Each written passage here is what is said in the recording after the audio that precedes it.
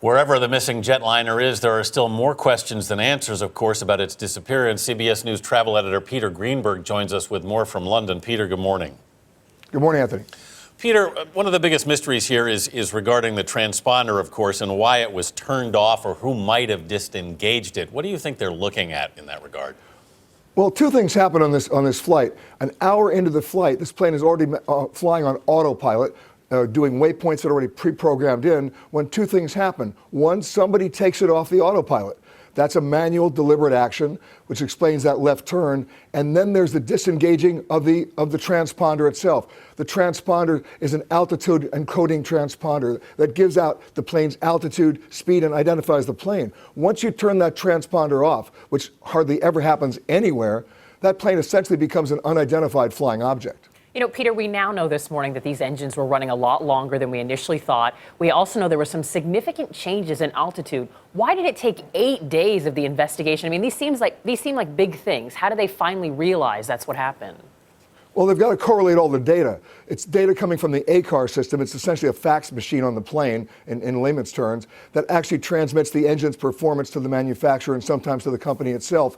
That got turned off later on, too. And the bottom line here is it gets down to what we call pilot intent. Whoever was in control of that plane, either the cockpit crew or somebody else, had to know what they were doing to be able to disable the transponder and to disable the ACARs. When that plane then goes up to 45,000 feet, which is significantly higher than its operational performance limits, something is really going wrong. It's not just the direction that it's going, it's the fluctuation in altitude that's concerning the investigators. Right. Well, I mean, we saw the plane go up to nearly 45,000 feet, Peter, and then reports are it went down as low as 20,000. What does that suggest to you? It suggests that somebody's hand flying the plane at night, manually taking it, who may not have any visual reference points because a lot of those systems are off. They're also basically telling people, we don't want you to know where we are. The first thing is that transponder. When you turn that off, you're telling people you do not want to be identified. We heard Seth mention that they are vetting all of the passengers as well as starting to look at these pilots' homes. What about what was in this flight? Are they looking at the cargo manifest?